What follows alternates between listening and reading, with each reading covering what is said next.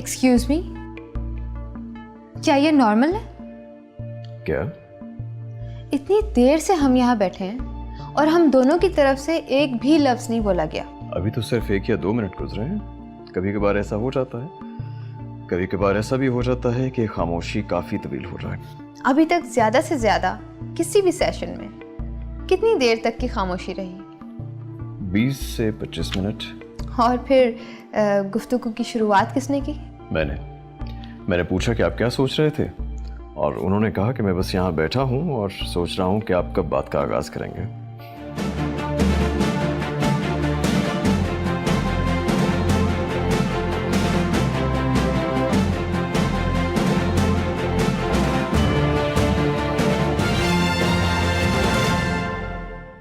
आप अब तक क्या सोच रही थी? मैं जिया से होने वाली मुलाकात के बारे में सोच रही हूँ। इसका मतलब आप जिया से मिली हैं? जी बिल्कुल, मैंने आपसे कहा था ना कि मैं सोचूंगी इस बारे में। और वैसे भी मैं इस थेरेपी से सिंसियर रहना चाहती हूँ। मैं आपसे सिंसियर रहना चाहती हूँ। बहुत शुक्रिया, आपने मेरी बात मानी। मुझे एहसास था कि आप गिल्टी महसूस कर रही हैं और जिया से मुलाकात करना मददगार हो सकता है। आई एम सॉरी कि एक्सपीरियंस बहुत खुशगवार नहीं रहा।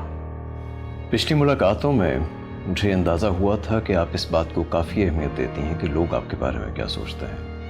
अब अपनी पुरानी दोस्त से मुलाकात के बाद आप खुद को और इस ताल्लुक़ को कैसे देख रही हैं? मुझे ऐसा लगता है कि मेरे तमाम ताल्लुकात एक फिक्शन है। अपनी इस बात पे आपको कितना यकीन है? उसने मुझे नैरेसिस्ट कहा। मैं उसके लिए गिफ्ट्स लेकर गई, उससे मैंने माफ़ी मांगी, उसने फिर भी मुझे नैरेसिस्ट कहा। क्या आप ये मुझे बता सकते हैं कि आखिर नैरेसिस्ट को उर्दू में क्या कहते हैं? नफ्सियात में इसे नरगिसियत कहते हैं, अखलाक में खुद पसंदी, खुद परस्ती। थोड़ा और समझा सकते हैं कि ये क्या अल्फाज हैं?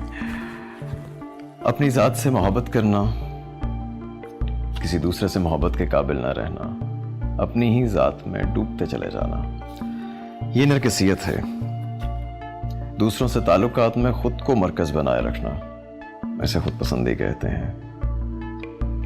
और अपनी ही ज़ात को खूबसूरती का, सच्चाई और अखलाक का मेयार बनाए रखना, ये खुद परस्ती है। सब इसी तरह करते हैं तो फिर क्या सभी नरगिसी और खुद पसंद हुए? मोहब्बत किसी दूसरे को पालेना नहीं है। मोहब्बत का पहला उसूल खुद अपनी ज़ात के एक हिस्से से जुदा होना है। जिस दिन हम इस बात को समझ जाएंगे, शायद हमारे बहुत से नफ्सियाती और अखलाकी मसाइल खुद ब खुद हल हो जाएं। जिया ने मुझसे कहा कि खुद पसंद कभी नहीं बदल सकते। इनफैक्ट वो तो थेरेपिस्ट पर भी तरस खा रही थी, यानी आप पर। वो कह रही थी कि आपसे आके मिलेगी, और वो ये भी कह रही थी कि आप भी मुझे नहीं कभी बदल सकते। आप मुत्तफिक हैं इस बात से? एक फनकार अपने रूप का शैदाई होता है। वो कैमरे, शीशे और लोगों की आंखों में रहना पसंद करता है। इसमें सराहे जाने की तलब हद से ज्यादा होती है। बामी रिश्तों को भी सिर्फ अपने हवाले से सोचता है। इसलिए इस बात का काफी इम्कान होता है कि वो नार्सिसिज्म का शिकार हो जाए। इसका मतलब है कि मैं खुद पसंदी का शिकार हूँ। जिया ठीक कह रही थी कि मैं बदल नहीं सकती, मेरी कोई मदद नहीं कर सकता। नहीं, आप मुकम्मल खुद पसंद नहीं हैं। एक खुद पसंद आदमी तो अपने हर मसले का जिम्मेदार दूसरों को समझता है। आप में एक खूबी है कि आपको अपने ऊपर तनकीद करनी आती है, अपने ऊपर हंसना आता है। खुद पसंद आदमी तो सारी जिंदगी दूसरों पर हंसते गुजार देता है। इसका मतलब है मैं ठीक हो सकती हूँ, अपने अंदर की इस अंधेर नगरी से बाहर निकल सकती हूँ। जी बिल्कुल। जिन लोगों से हमें मोहब्बत हो, जिनसे हम मुखलिस हों, वो वापस लौट ही आते हैं। हो सकता है बदल चुके हों, लेकिन वो अमूमन वापस जरूर आते हैं।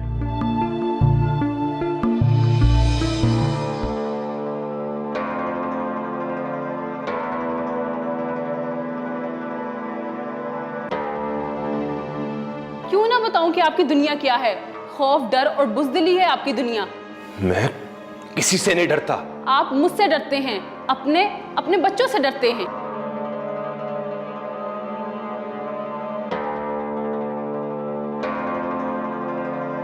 आपने तो कई दिनों से अपने बच्चों को देखा तक नहीं। मैं तुम लोगों को छोड़ देना चाहता हूं, मैं तुम लोगों की हिफाजत नहीं कर सकता।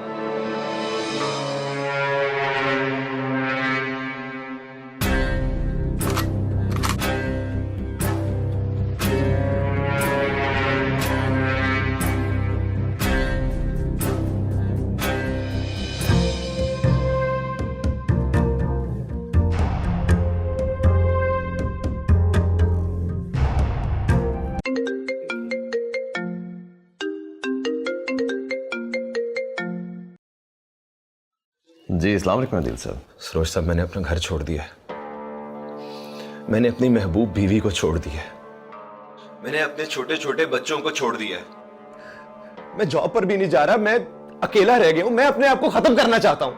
आदिल साहब, मालूम है जब हम पहली मर्तबा मिले थे तो मुझे कार्ल जंग का एक जुमला याद आया था कि खुद को ना जानने वाला अपनी इंतहा पर पहुंचकर खुदकुशी कर लेता है।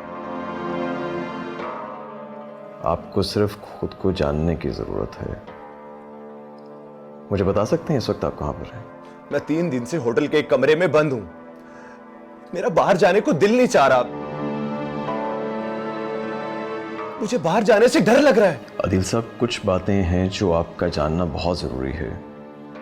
आप मुझे अपनी लोकेशन भेजिए और मेरा इंतजार कीजिए, मैं आपके पास आ रहा हूं।